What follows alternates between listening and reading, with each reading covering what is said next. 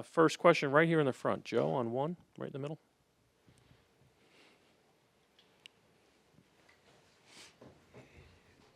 Shai, such a physical first half, and you guys struggled to shoot. How did you find the rhythm that you were able to get to in the second half? Yeah, we just at the end of the day trusted our work. We had the right intentions offensively in the first half. Just didn't make enough shots. They went into half with a little bit of a lead, but yeah, we trusted our own work, and we knew that if we kept getting stops, we would be able to give ourselves a chance, and we did so. Over here on the right side again, third row. No? Okay. Right up here in the front on one. Shai, yesterday, you mentioned that when you and Dylan go at each other, you always try to take each other's heads off. Obviously, it got pretty tense between you two guys. What's it like going up against somebody like that that's so intensive, defensively? Yeah, it's fun. It makes you better. That's what this league is about, competing against the best in the world. And defensively, he is that for sure. And I like to think that of myself offensively. So he gives me a chance to really see where I'm at, a good test. I'd say I handled it pretty well. On your left, second row. Hey, Shane. Today, Las Vegas, the atmosphere. Can you talk about the MVP chants, the ovation at the end of the game, just your thoughts on NBA in Las Vegas? Yeah, it was pretty sweet. Obviously, I haven't, we don't play here every year. But yeah, the environment was dope. The fans were into it. A basketball city. It was really fun playing out there. All the way in the back on the left. Shai, what do you think from a player's perspective? What do you think about Las Vegas as a basketball town? And if this city does get an NBA team, what do you think players will think about coming through Vegas to play? Yeah, I think it'd be great. We've the Cup's here, Summer League's here. That we can feel the basketball culture in Vegas as players when we come. Yeah, I think it's only a matter of time. I think the city really embraces basketball. I think they deserve it for sure. Over here on the right, third row. Shai, you already have some single elimination games experience in your career, right? National team and NCAA. Yeah. And what does it look more like FIBA basketball or NCAA when you play the NBA Cup? Sorry, what was you? One more time. Sorry. All right. Could you compare NBA Cup experience with your single game elimination experience that you had in your career? Okay. Yeah. Yeah, it does have a little bit. This had a little bit of a March Madness feel, just because it was neutral grounds. Nobody's home. You're on the road. Like you said, it's single game elimination. There's a little bit of nerves, and once the ball tips, it's just basketball at the end of the day, and you do whatever it takes to win. And obviously, a little bit more is at stake with if you lose, you go home. But games and experiences like that are good for us, especially for where we want to end up. He laid his body on the line, and then he went 4 for 4 from 3 in the second half. What's your reaction as he's just being the gamer that he is in this one? Yeah, it's a special player. He gives everything he has defensively every night. Does the dirty work. Some nights he gets 2 shots. Some nights he gets 10 shots. Some nights he makes 5 threes. Some nights he doesn't get a 3. And he doesn't let it waver. Especially myself, I don't take it for granted. The role he plays for this team. So many guys on the team do that role, but Lou's very special at it.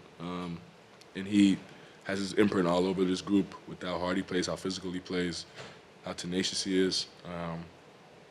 But with that being said, tonight was a Lou Dort night. Nothing we haven't seen before. Third row on the right here. You're facing the Bucks, previous NBA champion. What's your mindset as a player facing Giannis and the Bucks? Yeah, obviously some really good players over there. It's the same every night. We got to try to make sure that they play in their weaknesses instead of their strengths. It's a lot easier said than done. But if we want to win, we have to get it done, and that will be our main focus. Last question, back left. Shai, when you envision Jalen's ceiling or his capacity as a player, how good can he be in your mind? What do you see for him? Yeah,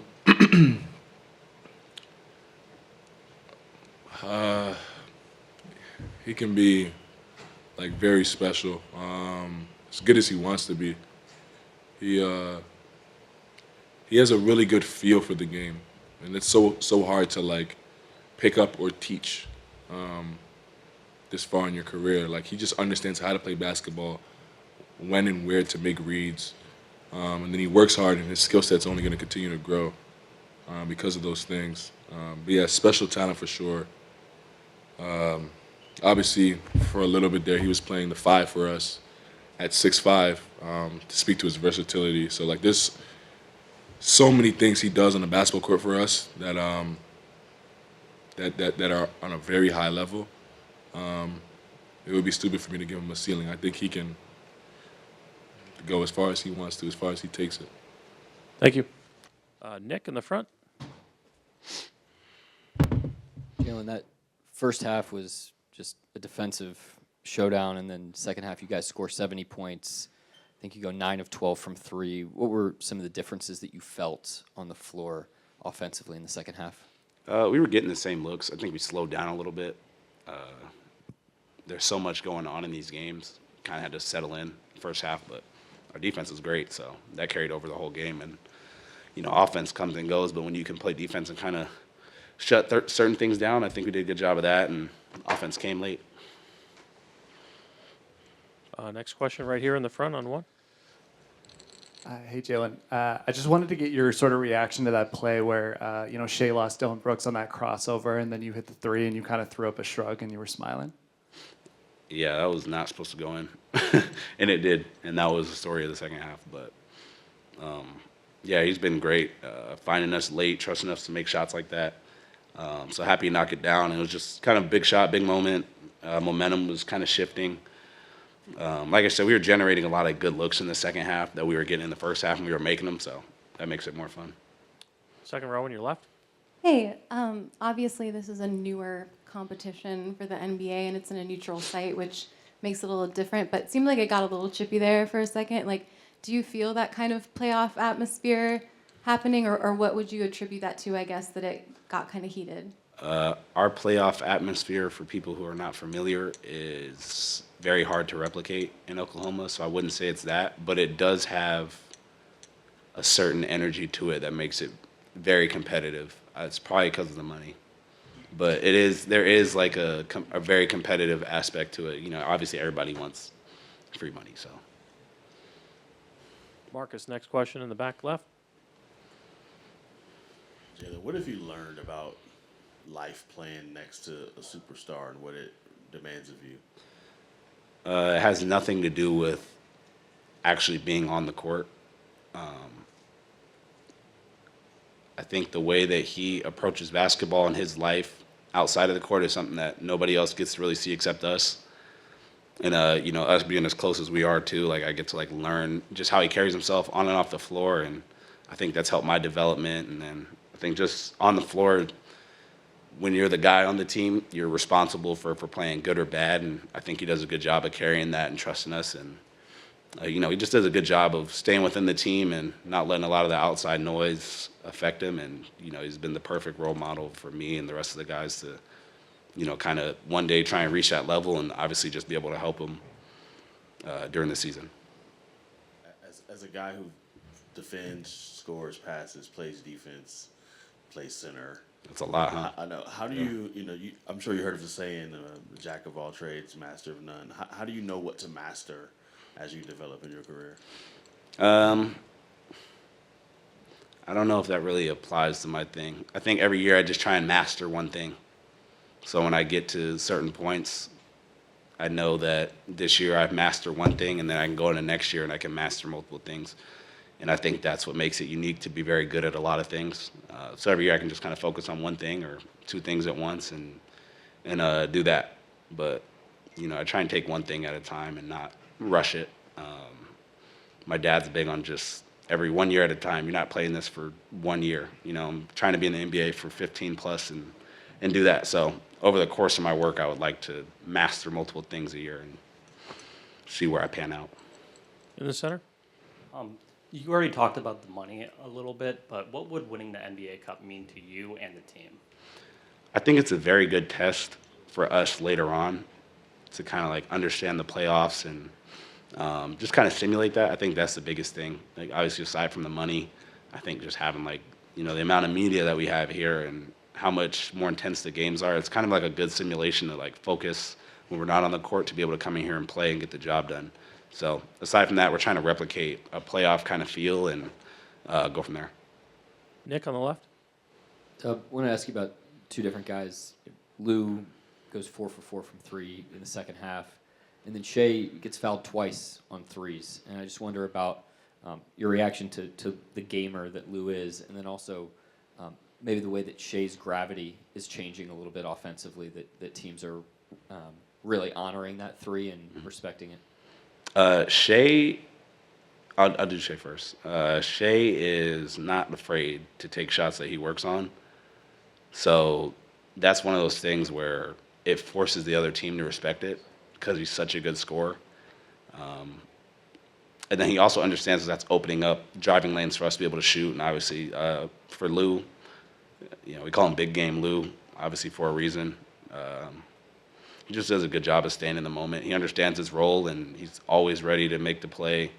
And like you say, you know, he didn't shoot it particularly well in the first half, I don't think, but just being able to stick with it and play defense and then still be ready in those big moments when we need him to hit shots is big. And, you know, his confidence is never shaken. So definitely one of the key guys, and he knows it. Last question in the back center. Yeah, here, Jada. So looking forward, you guys will play against the Bucks, which could be a team with totally different style, and you guys haven't played in this season so far. How will you guys, get prepared to play a team that have both Giannis and then Damian? I think from an X and O standpoint, we'll leave it to the coaches, but basketball is about who can make the other team play on their terms. So we're going to go out there and play how we usually do, and I'm sure the coaches will have a good game plan for us to be able to go back out there and do our thing. Question up front on 2, fourth seed in. Nick? Mark, the first half was a slog for both teams, but you score 70 points, 58% shooting in the second half. What did you all do at a higher level from an execution standpoint offensively in the second half? Yeah, I thought our defense in the first half kept us in the game. For us to shoot that poorly, I think we were 2 for 18 from 3, and to be down by 1 was fortunate. I thought our force on offense in the second half was much better. We kind of relied on jump shots in the early part of that game. We got a little better in the second quarter, but when you rely on jump shots, you're relying on the highest variance shot in the game. And I didn't think we tested, the paint and tested transition enough. And in the second half, we had a little bit more of that, and more shots fell, which I think is correlated. So, obviously a great response against a really good defense to have 70 points. Joel on the left. Mark, along those lines, I think this was a week ago, we were just talking about Shai and how he maybe responded to the Pelicans defense in that game. Just what you see half to half from him in terms of the way he read some things they were doing and maybe what he took himself. Yeah, I mean, he struggles just like any other player, and he struggled in the first half to find it. The thing that always impresses me about him is he just has an unwavering confidence, regardless of what's going on in the game. His confidence stays at the same level. He continues to play, and the game usually comes around for him because he keeps his head in it, and he's a great player, and that's what happened in the second half. Second row on your left. Andrew Schlecht with The Athletic. Mark, it probably comes to no surprise to you that Lou Dort would play like he did tonight, shoot the ball, and then play with the intensity on defensive end. What did you see from him? Yeah, I just was talking to Sam. Sam said he thought the play of the game was when he dove on the floor there. It was like a tone setter, and the game was just kind of like, a little muddled before that, and it's never a surprise. I mean, he always brings his fastball. He brings his fastball every night, but the bigger the game, doesn't change that at all. And I thought his physicality tonight, his effort tonight, obviously made some big shots as well. He's been in these situations, and he always sticks his nose in the competition. Tonight was no different. Second row here on the right. Mark, winning the turnover battle again tonight, it's a broken record with this team at this time against another club known for their defense. Just how important is that becoming to this club's identity, especially in these sort of like big games, late NBA Cup games? Yeah, it's never an end game for us. We're just trying to be disruptive and disciplined. And we were disruptive tonight. I thought we did a really good job on their main guys. I thought our individual D on those guys was great. Our shot contesting was great. Our help was great. And usually when you do that, you can force tough shots or turnovers, and we were able to force both tonight. We had a great defensive game. Tim? Mark, obviously you guys have been elite defensively all year, but just what makes you guys so comfortable in those games when you're going up against another pretty good defensive team too? Yeah, it's, that's what defense does for you. It keeps you in games. You're never really out of it. The first half was a great example of that. I don't think we've struggled that much offensively all season. Combination of their defense, they did a great job on us, and our offense, our process wasn't great, and we didn't shoot it well. And so the defense, kept that game, very manageable for us. And then once we get some mojo going on offense, the defense stayed at that level, and we were able to break the game open a little bit. Why do you think things were able to open up the way they did for Hartenstein with the lob finishes and the other feeds for dunks?